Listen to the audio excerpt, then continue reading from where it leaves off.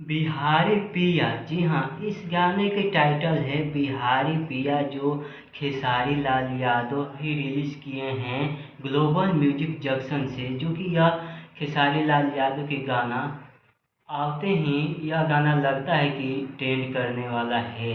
35 minute में 13,000 view और 13,000 like मिल गया।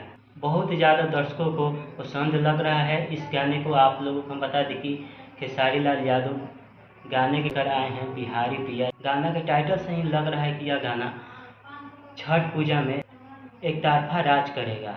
अभी राजा राम मूवी का ट्रेलर भी आ चुका है और देखते हैं, छठ पूजा के शुभ अवसर पर रिलीज होने वाला था और देखते हैं यह मूवी कब तक रिलीज होगा सिनेमा घरों में।